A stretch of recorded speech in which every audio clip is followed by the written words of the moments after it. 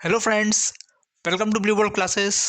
दोस्तों, एक बार फिर से आप सभी का बहुत बहुत स्वागत है ब्लू वर्ल्ड क्लासेस के इस ऑनलाइन यूट्यूब प्लेटफॉर्म पर, जहां मैं अंकित शर्मा एक बार फिर से हाजिर हूं एक नई energetic exam oriented special class लेकर। दोस्तों, आज की हमारी ये क्लास बहुत स्पेशल होने वाली है, क्योंकि आज हम बात करने वाले हैं एक ऐसे टॉपिक के बारे में जो इन दिनों काफ़ी चर्चाओं में बना हुआ है और जो अपने आप में एक यूनिक है। दोस्तों, जब भी किसी चीज़ की नई शुरुआत होती है या जब भी कोई चीज़ पहली बार होती है, तो वो ना सिर्फ हमारी जानकारी बल्कि एग्ज़ाम के पॉइंट ऑफ व्यू से भी बहुत ज़्यादा इम्पोर्टेंट हो जाती है।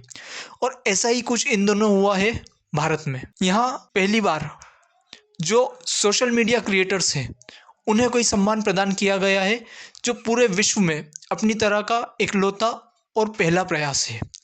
जी हाँ दोस्तों, मैं बात कर रहा हूँ राष्ट्रीय रचनाकार पुरस्कार यानी नेशनल क्रिएटर्स अवार्ड 2024 के बारे में। दोस्तों, हमने देखा कि विभिन्न क्षेत्रों में उपलब्धियां प्राप्त करने वाले या अपना महत्वपूर्ण योगदान देने वाले विभिन्न लोगों को कई तरह के राष्ट्रीय और अंतर्राष्ट्रीय पुरस्कार और सम्मान प्रदान किए जाते हैं। लेकिन अब तक किसी भी देश की राष्ट्रीय या अंतर्राष्ट्रीय स्तर पर भी ऐसा कोई पुरस्कार या सम्मान नहीं था जो सोशल मीडिया पर वर्क करने वाले क्रिएटर्स को प्रदान किया जाए या उनके लिए स्पेशल कैटेगरी में बनाया जाए। और ये शुरुआत की है भारत सरकार के द्वारा। पहली बार भारत सरकार ने एक ऐसे सम्मान या ऐसे पुरस्कार की शुरुआत की है जो विभिन्न सोशल मीडिया प्लेटफॉर्म पर काम करने वाले उन सभी क्रिएटर्स को मोटिवेट करेगा, उन्हें सम्मानित करेगा, जो दिन रात पूरी मेहनत के साथ विभिन्न सोशल मीडिया प्लेटफॉर्म पर बहुत महत्वपूर्ण और क्रिएटिव कंटेंट तैयार करते हैं तथा जिनका समाज के एक बहुत बड़े वर्ग पर प्रभाव है। ये अपने कंटेंट के द्वारा समाज के बहुत बड़े वर्ग को प्रभावित करते हैं तथा उनकी जीवन में एक सकारात्मक प्रभाव डालते हैं। तो आइए दोस्तों, हम शुरू करते हैं आज की अपनी इस क्लास को, जहां हम जानेंगे राष्ट्रीय रचनाकार पुरस्कार यानी नेशनल क्रिएटर अवार्ड्स क्या होते हैं, इन्हें क्यों शुरू किया गया, इनको शुरू करने के पीछे का क्या उद्देश्य है, इनके नामांकन की प्रक्रिया किस प्रकार से हुई, किस तरह से और कितनी श्रेणियों में इन्हें प्रदान किया गया और किन किन को ये प्रदान किया गया है। तो आज की इस क्लास में आपको नेशनल क्रिएटर अवार्ड से जुड़ी हुई सभी छोटी से बड़ी हर एक जानकारी आपको यहाँ पर मिलेगी, जो आपके एग्ज़ाम के पॉइंट ऑफ व्यू से भी इम्पोर्टेंट होगी। तो चलिए दोस्तों, बिना किसी देर के हम शुरू करते हैं आपकी आज की अपनी इस क्लास को। तो दोस्तों, सबसे पहले हम बात करते हैं कि आखिर ये नेशनल क्रिएटर अवार्ड चर्चा में है क्यों। ओके, तो यदि देखा जाए, हाल ही में प्रधानमंत्री नरेंद्र मोदी ने 8 मार्च 2024 को नई दिल्ली के भारत मंडपम में अंतर्राष्ट्रीय महिला दिवस के दिन पहले राष्ट्रीय रचनाकार पुरस्कार यानी नेशनल क्रिएटर्स अवार्ड प्रदान किए। जैसा कि दोस्तों हम सभी जानते हैं, 8 मार्च को अंतर्राष्ट्रीय महिला दिवस के रूप में मनाया जाता है और इसी दिन भारत का जो भारत मंडपम है जो नई दिल्ली में स्थित है, वहाँ पर प्रधानमंत्री नरेंद्र मोदी के द्वारा पहली बार राष्ट्रीय रचनाकार पुरस्कार यानी नेशनल क्रिएटर्स अवार्ड क्या किए गए, प्रदान किए गए। 20 श्रेणियों में प्रदान किए गए इन अवार्ड्स में देश और विदेश के कंटेंट क्रिएटर्स को सम्मानित किया गया। दोस्तों, ये अपने आप में पहली बार एक पहला यूनिक इवेंट था जब विभिन्न सोशल मीडिया प्लेटफॉर्म पर वर्क करने वाले जो क्रिएटर्स हैं, जिनका अपना एक इम्पैक्ट है बहुत बड़े वर्ग पर, उन्हें किसी राष्ट्र के सरकार के द्वारा सम्मानित किया गया और राष्ट्रीय पुरस्कार उन्हें दिया गया है। तो भारत मंडपम में जो 20 श्रेणियों में पुरस्कार प्रदान किए गए, उसमें ना सिर्फ भारत के यानी हमारे देसी क्रिएटर्स बल्कि जो विदेशी क्रिएटर्स हैं उन्हें भी हमने क्या किया, सम्मानित किया, जो अपने आप में एक नई पहल है। क्योंकि पहली बार इस तरह के राष्ट्रीय पुरस्कार जो सोशल मीडिया क्रिएटर्स को प्रदान किए गए हैं किसी देश के द्वारा, तो इसलिए क्या रहा, चर्चाओं में बना रहा। तो आइए दोस्तों, अब हम जानते हैं कि आखिर ये नेशनल क्रिएटर अवार्ड क्या है। ओके, तो अगर हम बात करें, प्रधानमंत्री नरेंद्र मोदी द्वारा शुरू की गई एक नई पहल है। यह अपने प्रकार के विश्व के पहले पुरस्कार है जो विभिन्न सोशल मीडिया प्लेटफॉर्म पर कंटेंट बनाने वाले उन सभी अच्छे कंटेंट क्रिएटर को प्रोत्साहित करने तथा बढ़ावा देने के लिए प्रदान किए गए हैं जो समाज के एक बड़े वर्ग को प्रभावित कर उनके जीवन में सकारात्मक बदलाव लाते हैं। जैसा दोस्तों अभी मैंने आपको बताया था कि ये पहली बार है जब किसी राष्ट्र में इस तरह के पुरस्कारों की घोषणा की गई है या शुरुआत की गई है, तो ये हमारे लिए बहुत ज़्यादा क्या हो जाते हैं, इम्पोर्टेंट हो जाते हैं। और हम जानते हैं कि हमारे जो प्रधानमंत्री है माननीय श्री नरेंद्र मोदी जी, वो हमेशा युवाओं के साथ जुड़कर रहना और उन्हें प्रोत्साहित करने का कोई मौका नहीं छोड़ते। ऐसे में यदि हम देखें तो आज विश्व के सबसे ज़्यादा युवा यदि कहीं है तो वो भारत में ही है। विश्व में इंटरनेट का यदि सबसे ज़्यादा कहीं प्रयोग होता है तो भारत में होता है। विश्व में यदि सबसे ज़्यादा सोशल मीडिया प्लेटफॉर्म कहीं यूज़ हो रहे हैं तो वो इंडिया में हो रहे हैं, और सबसे ज़्यादा जो क्रिएटर्स हैं वो भी इंडिया में ही है। तो एक इतने बड़े वर्ग को कैसे उपेक्षित किया जा सकता था, और इसीलिए ऐसे क्रिएटर्स को जो अपने कंटेंट के द्वारा एक नई ऊर्जा, नई जागरूकता और लोगों को उनकी लाइफ में परिवर्तन ला रहे हैं, उन्हें प्रोत्साहित करने के लिए ही इस अवार्ड की क्या की गई, शुरुआत की गई। आइए दोस्तों, बात करते हैं नेशनल क्रिएटर अवार्ड्स के क्या क्या लक्ष्य हैं, आखिर क्यों इसे लाया गया। तो सबसे पहले यदि हम बात करें तो अच्छे डिजिटल कंटेंट क्रिएटर को पहचान दिलाना। इसका लाने का मेन पर्पस जो है, तो विभिन्न सोशल मीडिया प्लेटफॉर्म पर जो भी ऐसे कंटेंट क्रिएटर्स हैं जो वाकई में बहुत अच्छा कंटेंट क्रिएट करते हैं, जो लोगों के लिए यूज़फुल है, जो उनकी हेल्प करता है, ऐसे कंटेंट क्रिएटर को क्या दिलाना, पहचान दिलाना। दूसरा, नए कंटेंट क्रिएटर को प्रोत्साहित कर उन्हें बढ़ावा देना। यदि हम बात करें, जैसे इस साल पहली बार ये पुरस्कार प्रदान किए गए और प्रधानमंत्री नरेंद्र मोदी जी ने ये कहा है कि अब ये हर साल दिए जाएंगे।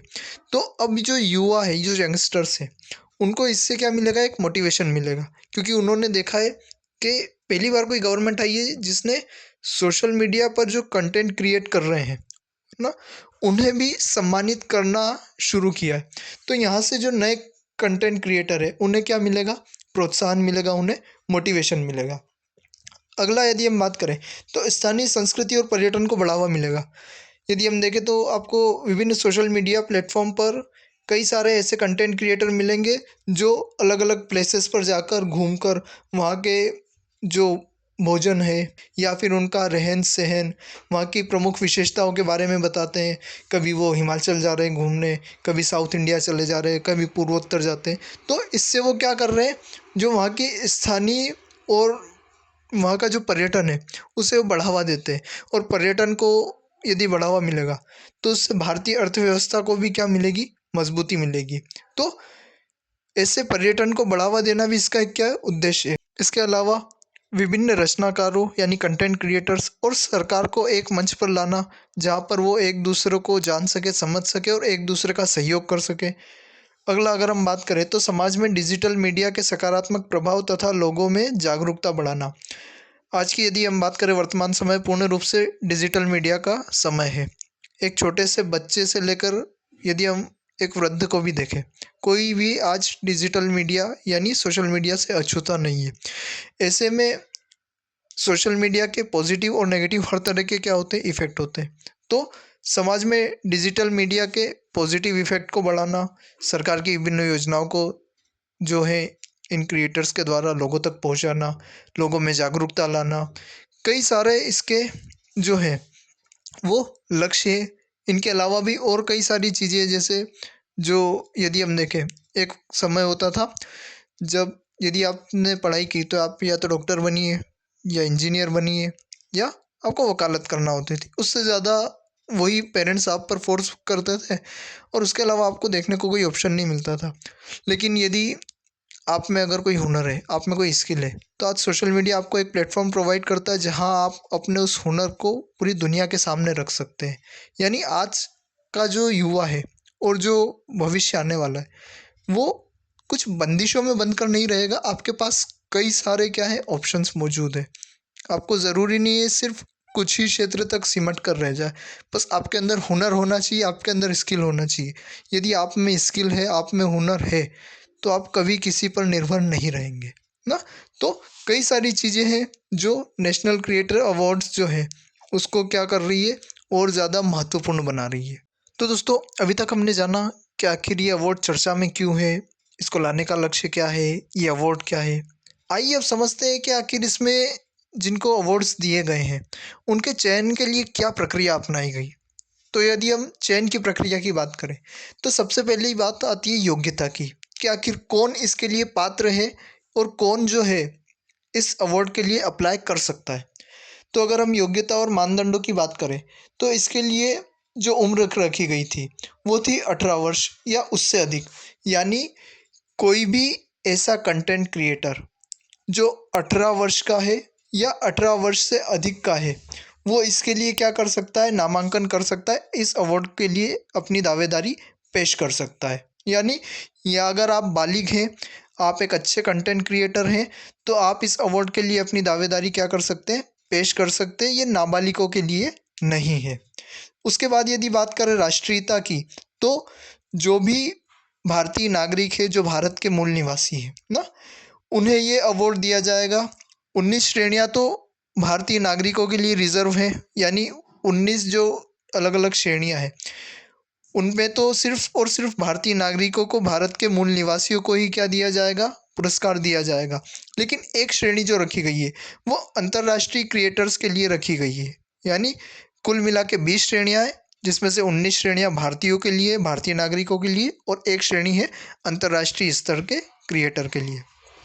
उसके बाद यदि हम बात करें कि कौन से प्लेटफॉर्म पर वर्क करने वाले जो क्रिएटर्स हैं वो इसके लिए अप्लाई कर सकते हैं, तो चाहे आप इंस्टाग्राम, यूट्यूब, ट्विटर, जिसे अब एक्स के नाम से जाना जाता है, लिंक्डइन, फेसबुक, शेयरचैट, कू, रोपोसो, मोज, किसी भी इनमें से किसी भी सोशल मीडिया प्लेटफॉर्म पे अगर आप कंटेंट क्रिएट करते हैं, किसी भी सोशल मीडिया प्लेटफॉर्म पर आप अपना चैनल बनाकर या अपने कंटेंट के द्वारा लोगों को प्रभावित करते हैं, उनके जीवन में एक सकारात्मक पहलू जोड़ते हैं, तो आप इस अवार्ड के लिए अप्लाई कर सकते हैं।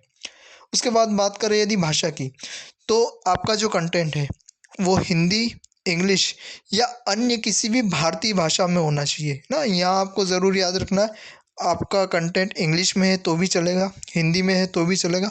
उसके अलावा जो संविधान की 22 भाषाएं, भारतीय भाषाएं दर्ज है ना, चाहे वो ओडिसी हो ना, बंगाली हो, गुजराती हो, मराठी हो, किसी अगर आप लोकल लैंग्वेज में भी अपना कंटेंट क्रिएट करते हैं तो भी आप इसके लिए क्या कर सकते हैं, अप्लाई कर सकते हैं। योग्यताओं के बाद यदि अब बात करें हम नामांकन की प्रक्रिया की, तो नामांकन में यहाँ स्व नामांकन का भी आपको विकल्प मिलता है और आप किसी और के द्वारा भी नामांकन अपना करवा सकते हैं। यदि बात करें स्व नामांकन की, तो क्रिएटर्स को खुद को नॉमिनेट करने की अनुमति है। नामांकन में योग्य प्लेटफॉर्म पर सामग्री के लिंक, सामग्री के प्रभाव का संक्षिप्त विवरण और नामांकन फॉर्म में अनुसार आवश्यक अन्य सहायक कारण शामिल होने चाहिए। यानी आपको ऑनलाइन आवेदन करना होगा। उसमें आप जिस भी प्लेटफॉर्म का यूज़ करते हैं, चाहे आप इंस्टाग्राम पे बना रहे हैं, यूट्यूब है, चाहे फेसबुक के, तो वहाँ आपने जो कंटेंट बनाया उसकी लिंक आपको डालनी है, आपका जो चैनल है या जहाँ पर भी आप अपना पोस्ट करते हैं उसकी आपको लिंक डालना है और अपने कंटेंट के बारे में, अपने चैनल के बारे में आपको एक संक्षिप्त विवरण देना है कि किस क्षेत्र से आपका जुड़ा हुआ चैनल है और किस तरह का आप कंटेंट वहाँ पर पब्लिश करते हैं। यदि हम बात करें नामांकन की सीमाओं की, तो क्रिएटर ज़्यादा से ज़्यादा 3 श्रेणियों में खुद को नामांकित कर सकता है। यानी एज अ क्रिएटर यदि आप खुद को नॉमिनेट करते हैं, फॉर एग्जांपल यदि मैं अपने आप को नॉमिनेट करना चाहता हूँ तो मैं ज़्यादा से ज़्यादा 3 श्रेणियों में अपने आप को क्या कर पाऊँगा, नॉमिनेट कर पाऊँगा। लेकिन यदि कोई और मेरा रेफरेंस दे रहा है, यदि कोई और मुझे नॉमिनेट करता है, मेरा नामांकन यदि कोई और डालता है, तो वो मुझे 20 की 20 श्रेणियों में नामांकित कर सकता है। तो ये हमको ये नामांकन की प्रक्रिया के बारे में ये बातें ध्यान में रखनी है। यदि इस बार यानी 2024 की हम बात करें, तो इस बार नामांकन का समय जो गवर्नमेंट की ओर से दिया गया था, तो नामांकन की शुरुआत हुई थी 10 फरवरी 2024 से और इसके नामांकन की जो अंतिम तिथि थी वो थी 29 फरवरी 2024। यानी 10 फरवरी से लेकर 29 फरवरी तक नामांकन चले थे। 9 फरवरी 2024 को आपके फॉलोअर्स या सब्सक्राइबर्स की जो संख्या थी उस पर गवर्नमेंट की ओर से विचार किया गया और यदि आप 29 फरवरी के बाद देर से अपना फॉर्म सबमिट करते हैं तो इस प्रकार के सबमिशन पर विचार नहीं किया गया। ये गवर्नमेंट की ओर से सख्त निर्देश अपनी वेबसाइट पर जारी किए गए थे। तो यहाँ यदि अब आप किसी कंपटीशन एग्ज़ाम की प्रिपरेशन कर रहे हैं तो आपको ये डेट्स ज़रूर याद रख लेना है ना, जैसे कि नामांकन की शुरुआत कब हुई थी, नामांकन की अंतिम तिथि क्या थी और क्या चीज़ें जो थी वो नामांकन के लिए महत्वपूर्ण रखी गई थी। अब यदि हम दोस्तों बात करें मूल्यांकन और चयन प्रक्रिया की, तो यहाँ पर गवर्नमेंट के द्वारा अपनी वेबसाइट पर साफ साफ लिखा गया है कि नामांकन का मूल्यांकन रचनात्मकता, प्रभाव, पहुंच, इनोवेशन, स्थिरता और पुरस्कार के लक्ष्यों के साथ तालमेल के आधार पर किया जाएगा। यानी कि आपका जो कंटेंट है वो कितना रचनात्मक है, उसका प्रभाव लोगों पर किस प्रकार से पड़ता है, आपके कंटेंट की कितनी पहुंच है, उसमें कितना इनोवेशन आपने किया है, कितनी स्थिरता है, और जो पुरस्कार का जो लक्ष्य गवर्नमेंट की ओर से निर्धारित किया गया है उस पर आपका कंटेंट खरा उतरता है या नहीं, इन सारी चीज़ों के आधार पर आपको जो कंटेंट है उसका क्या किया जाएगा, मूल्यांकन किया जाएगा। उसके बाद जूरी की समीक्षा, यहाँ गवर्नमेंट की ओर से एक जूरी तैयार की गई है ना, जो आपके कंटेंट को क्या करेगी, आपके कंटेंट का जो है उसका मूल्यांकन वो करेगी कि आपका जो कंटेंट है क्या वो वाकई इस पुरस्कार को पाने लायक है या नहीं है, या जो अदर कॉम्पिटिटर हैं उनसे आपका जो कंटेंट है वो किस तरह से बेहतर है, या आपको क्यों ये पुरस्कार दिया जाना चाहिए, इन सारी चीज़ों का फैसला जूरी की समीक्षा के बाद ही होगा। तो डोमेन विशेषज्ञों का एक पैनल सरकार, शिक्षा क्षेत्र, मीडिया और सिविल सोसाइटी अंतिम नामांकनों की समीक्षा करेगा। अब ये जो जूरी है इसमें हर क्षेत्र के लोगों को शामिल किया गया है। मीडिया के क्षेत्र, सरकार के लोग, मीडिया, सरकार, शिक्षा क्षेत्र से जुड़े लोग, सिविल सोसाइटी से जुड़े लोग, सभी तरह के लोगों को इसमें क्या किया गया है, शामिल किया गया है, जो आपके जो कंटेंट है उसकी क्या करेंगे, समीक्षा करेंगे। और अंत में चयन जो होगा वो प्रत्येक श्रेणी के विजेताओं का फैसला जूरी के मूल्यांकन और सार्वजनिक वोटों के संयोजन के आधार पर किया जाएगा। यानी जूरी जो है वो भी मूल्यांकन करेगी और फिर सार्वजनिक तौर पर वोटिंग भी करवाई जाएगी इसके लिए कि आपको यह पुरस्कार मिलना चाहिए या नहीं, और ये डिसाइड करती है फिर जनता। ओके, तो इस पूरी प्रक्रिया के बाद जो है वो विजेताओं का क्या किया जाता है, चयन किया जाता है। मूल्यांकन और चयन प्रक्रिया के बाद यदि हम बात करें तो पुरस्कार की श्रेणियाँ, तो पुरस्कार जो है वो 20 अलग अलग श्रेणियों में दिए जाएंगे, जिनमें 19 श्रेणियों में प्रत्येक के लिए एक एक ही विजेता चुना जाएगा। हालांकि इंटरनेशनल क्रिएटर अवार्ड कैटेगरी में 3 विजेता होंगे, जैसा कि हमको देखने को भी मिले। लगभग सभी श्रेणियों में जो 19 श्रेणियाँ हैं वो भारतीयों के लिए खुली हुई थी। वो जो पुरस्कार है वो सिर्फ और सिर्फ भारतीय नागरिकों के लिए ही बनाए गए, और जो एक कैटेगरी बनाई गई वो अंतर्राष्ट्रीय कैटेगरी, जो विदेशी कंटेंट क्रिएटर हैं उन्हें यहाँ पर जो है पुरस्कार प्रदान किए गए। और ऐसे 3 विदेशी जो कंटेंट क्रिएटर्स हैं उनका क्या किया गया, यहाँ पर सिलेक्शन किया जाएगा। उसके बाद यदि हम बात करें आचार संहिता और अनुपालन की, तो प्रतिभागियों को एक ऐसी आचार संहिता का पालन करना चाहिए जो पुरस्कारों की ईमानदारी और भावना को बनाए रखती हो। क्रिएटर्स को यह सुनिश्चित करना चाहिए कि उनकी सामग्री उन प्लेटफॉर्म के कानूनी और सामुदायिक मानकों के अनुरूप हो जिन्हें वो प्रकाशित करते हो। यानी कि यहाँ पर आपका जो कंटेंट हो वो पूरी तरह से प्योर होना चाहिए। जो कंटेंट है वो किसी तरह से कॉपीराइट या कॉपी पेस्ट किया हुआ नहीं हो, किसी तरह का कोई कंटेंट चोरी का नहीं हो, या आपका जो चैनल है उस पर किसी तरह की कोई स्ट्राइक नहीं होनी चाहिए। इन चीज़ों का आपको क्या रखना है, ख्याल रखना है। तथा साथ ही जो गवर्नमेंट की ओर से नियम और रूल्स इन पुरस्कारों से संबंधित बनाए गए हैं, सभी कंटेंट क्रिएटर्स को जिन्होंने आवेदन किया है उन्हें इन रियल रूल्स का पालन करना होगा। अब यदि बात करें विजेताओं के चयन की, तो इस बार के जो विजेताओं का चयन किया गया है उनका फैसला जनता द्वारा दिए गए वोटों के आधार पर किया गया है। अवार्ड शो में लगभग 1.5 लाख नॉमिनेशन आए थे और उनमें से 23 विजेताओं को चुना गया है। ये पुरस्कार 20 श्रेणियों में दिए गए हैं। 20 से अधिक श्रेणियों में 10 लाख वोटर्स ने 1.5 लाख से ज़्यादा कंटेंट क्रिएटर को नॉमिनेट किया था। यानी अगर आप देखें तो जैसा कि हम जानते हैं इंडिया में पॉपुलेशन बहुत ज़्यादा है, तो जाहिर सी बात है जो आवेदन थे वो भी कई ज़्यादा आए हैं, और जो वोट किए गए हैं उन्हीं वोटों के आधार पर क्या किया गया है, जो विजेता है उनका चुनाव किया गया है। दोस्तों अब हम आ जाते हैं अपनी क्लास के अंतिम भाग पर, जो सबसे महत्वपूर्ण है और जहाँ से अगर हम एग्ज़ाम्स में बात करें तो क्वेश्चन आने के चांस भी बहुत ज़्यादा होंगे। तो अब हम बात करने वाले हैं पुरस्कार की विभिन्न श्रेणियों के बारे में और उनके विजेताओं के बारे में। तो यदि हम बात करें, जो पहली श्रेणी है बेस्ट स्टोरी टेलर अवार्ड, यानी इस श्रेणी के अंतर्गत ऐसे लोगों को रखा गया जो कहानियाँ सुनाकर भारत के सांस्कृतिक लोकाचार का क्या करते हैं, प्रचार प्रसार करते हैं। और बेस्ट स्टोरी टेलर का अवार्ड जो दिया गया है वो कीर्तिका गोविंद स्वामी को दिया गया है, जिन्हें कीर्ति हिस्ट्री के नाम से भी जाना जाता है। दूसरी जो कैटेगरी है वो है the descriptor of the year, यानी ऐसे लोग जिन्होंने यथास्थिति को चुनौती दी, जिससे महत्वपूर्ण बदलाव आए और उन्होंने कुछ नया इनोवेशन किया है। तो ये जो है the descriptor of the year का अवार्ड दिया गया है, ये दिया गया है रणवीर अलाहाबादिया को, जिन्हें आप रणवीर अलाहाबादिया और इंग्लिश चैनल बियर बाइसेप के रूप में भी जानते होंगे। यदि अगली कैटेगरी की दोस्तों हम बात करें तो अगली कैटेगरी थी celebrity creator of the year, यानी ऐसे जो सकारात्मक प्रभाव के लिए अपने प्लेटफॉर्म का क्या करते हैं, इस्तेमाल करते हैं। और ये जो अवार्ड दिया गया है ये दिया गया है अमन गुप्ता को।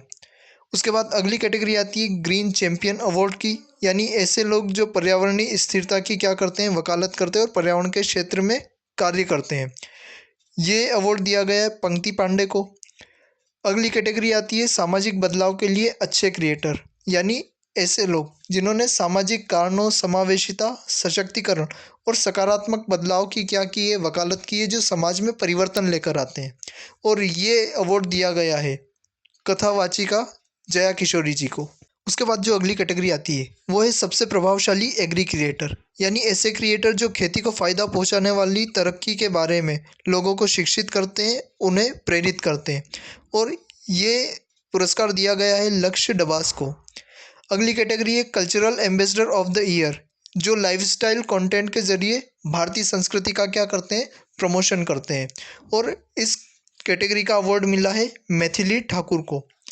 अगली कैटेगरी थी इंटरनेशनल क्रिएटर अवार्ड की, जो ग्लोबल क्रिएटर, ऐसे क्रिएटर जो इंडिया के नहीं है लेकिन फिर भी वो भारत की संस्कृति को और ज़्यादा सॉफ्ट पावर को क्या करते हैं, बढ़ाते हैं, उनका प्रचार प्रसार करते हैं। और ये जो अवार्ड है ये 3 लोगों को दिया गया है, किली पॉल, ड्रू हिक्स, केंड्रेसा स्पिटमैन। तो ये तीनों जो हैं, जैसा कि हमने जाना था, यही एकमात्र कैटेगरी है जो अंतर्राष्ट्रीय स्तर के कंटेंट क्रिएटर्स के लिए ओपन है। और इस कैटेगरी में 3 जनों को ये क्या दिया गया है, पुरस्कार प्रदान किया गया है। उसके बाद यदि हम अगली कैटेगरी की बात करें तो बेस्ट ट्रेवल क्रिएटर अवार्ड, यानी ऐसे क्रिएटर्स जो ट्रेवल करते हैं, एक जगह से दूसरी जगह जाते हैं और कंटेंट बनाते हैं और भारत की समृद्ध पर्यटन जो श्रृंखला है उसको पूरी दुनिया को दिखाते हैं। ऐसे ट्रेवल व्लॉग जो बनाते हैं उनको ये पुरस्कार प्रदान किया गया और इस श्रेणी का पुरस्कार जीता है कामिया जानी ने। अगली जो श्रेणी आती है वो होती है स्वच्छता एम्बेसडर अवार्ड की। ऐसे क्रिएटर जो स्वच्छता को बढ़ावा देने के लिए समर्पित है, ऐसे क्रिएटर्स को ये पुरस्कार दिया जाता है। इस बार का ये पुरस्कार दिया गया है मल्हार कलाम्बे को। अगली कैटेगरी है दोस्तों नव भारत चैंपियन अवार्ड, यानी न्यू इंडिया चैंपियन अवार्ड की। ये अवार्ड ऐसे क्रिएटर्स को दिया जाता है जो राष्ट्र निर्माण गतिविधियों और राष्ट्र के जो नीतियां हैं उनके प्रति लोगों में जागरूकता लाते हैं। और इस बार का ये अवार्ड दिया गया है अभी और नीयू को। अगली कैटेगरी है दोस्तों टेक क्रिएटर अवार्ड की, यानी ऐसे क्रिएटर्स जो टेक्नोलॉजी से रिलेटेड कई सारी ट्रिक्स और नई नई टिप्स लेकर आते हैं और अपने जित फॉलोवर्स हैं उन्हें बताते हैं। तो ये जो अवार्ड है ये दिया गया है गौरव चौधरी को, जिन्हें आप टेक्निकल गुरुजी के नाम से भी जानते हैं। अगला जो कैटेगरी है वो है हेरिटेज फैशन आइकॉन अवार्ड की, यानी ये जो कैटेगरी बनाई गई है ये ऐसे क्रिएटर्स के लिए है जो स्थानीय ब्रांड्स को प्रमोट करके भारत के पहनावे की विरासत को क्या करते हैं, सभी दूर लोगों तक फैलाते हैं।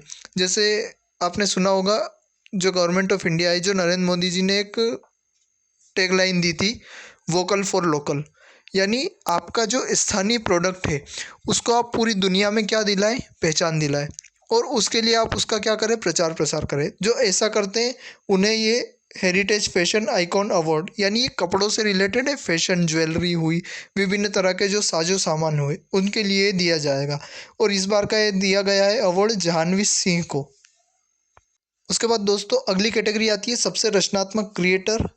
अब मोस्ट क्रिएटिव जो क्रिएटर है यहाँ पर मेल और फीमेल अलग अलग चुने गए ना।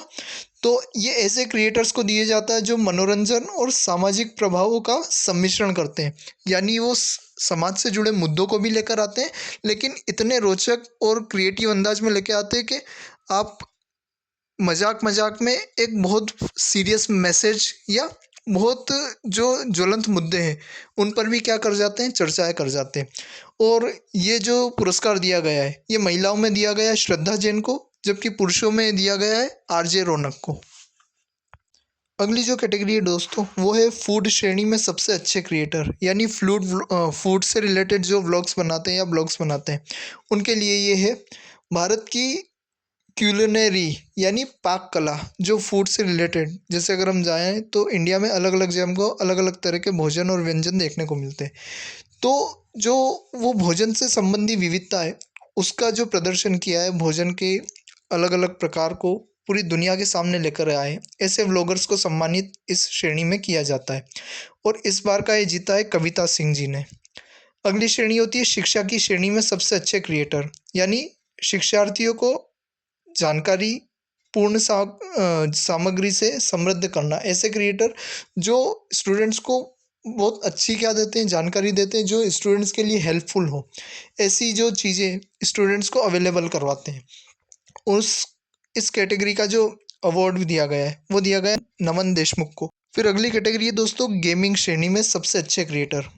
प्रेजेंट टाइम में हम जानते हैं इंडोर स्पोर्ट्स में भी वीडियो गेम्स जो है वो काफ़ी ज़्यादा स्टूडेंट्स के और बच्चों के फेवरेट बने हुए हैं। और गेमिंग में भी आजकल बहुत सारे व्लॉग बनाकर लोग कई तरह के क्या कर रहे हैं, जो यूट्यूब चैनल से वो चला रहे हैं। इसके अलावा आउटडोर जो आप अपने ग्राउंड में शूट करते हैं या कुछ आप ट्रिप्स और ट्रिक्स सिखाते हैं बच्चों को, है ना, आपका आउटडोर कोई भी गेम हो किसी भी स्पोर्ट्स से रिलेटेड, तो ऐसे लोगों को भी यहाँ सम्मानित करने का कार्य गवर्नमेंट की ओर से किया गया है और इस श्रेणी का पुरस्कार दिया गया है निश्चय को।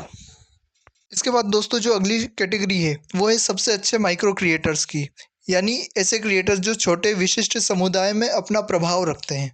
तो इस बार का जो ये पुरस्कार मिला है वो मिला है अरिदमन को। अगली श्रेणी आती है दोस्तों सबसे अच्छे नैनो क्रिएटर की, यानी ऐसे क्रिएटर जो दर्शकों के साथ गहरे जुड़ाव को बढ़ावा दे रहे हैं। और इस कैटेगरी का जो अवार्ड जीता है वो जीता है पीयूष पुरोहित ने। अगली कैटेगरी है दोस्तों सबसे अच्छे हेल्थ और फिटनेस क्रिएटर की। दोस्तों हम जानते हैं प्रेजेंट टाइम में हेल्थ और फिटनेस को लेकर लोगों में काफ़ी ज़्यादा जो है जागरूकता आ रही है और उसमें जो विभिन्न सोशल मीडिया प्लेटफॉर्म है उनका एक बहुत बड़ा इम्पोर्टेंट रोल है। तो ऐसे क्रिएटर्स जो हेल्थ और फिटनेस से जुड़े कंटेंट क्रिएट करते हैं उनको इस श्रेणी में क्या किया जाएगा, सम्मानित किया जाएगा। और इस बार का जो सम्मान मिला है वो मिला है अंकित बयानपुरिया को। तो दोस्तों ये थी 20 श्रेणियां जिनमें विभिन्न विजेताओं को पुरस्कार दिए गए। तो यहाँ हमने अभी सारी श्रेणियों को डिस्कस किया, उनमें किस किस को पुरस्कार मिला है, उन सभी पुरस्कृत लोगों के बारे में हमने जाना। ठीक है, अब मैं आपको प्रधानमंत्री नरेंद्र मोदी के कुछ विचारों से भी अवगत करवाना चाहूँगा, जो एक पुरस्कार को लेकर उन्होंने ना सिर्फ अपने भाषण में दिए, बल्कि यदि आप इस पुरस्कार से रिलेटेड वेबसाइट पर भी जाएंगे तो वहाँ पर भी आपको देखने को मिलेंगे। वेबसाइट पर उनके लिखा हुआ है कि मैं देख रहा हूँ कि आपका कंटेंट हमारे देश के लोगों को किस तरह प्रभावित करता है और हमारे पास इस प्रभाव को और ज़्यादा प्रभावी बनाने का अवसर है। यानी हमारा जो प्राइम मिनिस्टर है वो खुद मानते हैं कि सोशल मीडिया का इम्पैक्ट लोगों पर बहुत ज़्यादा पड़ रहा है और वो इसे और ज़्यादा प्रभावी बनाने में हेल्प करना चाहते हैं। दूसरी ओर उन्होंने अपने भाषण में कहा था कि युवाओं को और उनकी क्रिएटिविटी को सम्मान देने के लिए अवार्ड पहली बार आयोजित हो रहे हैं। यह नए दौर को समय से पहले पहचान देने का आयोजन है, यानी जो आने वाले टाइम में और क्रिएटर्स हैं उन्हें मोटिवेट करने के लिए इस तरह के जो अवार्ड है उनकी शुरुआत की गई है।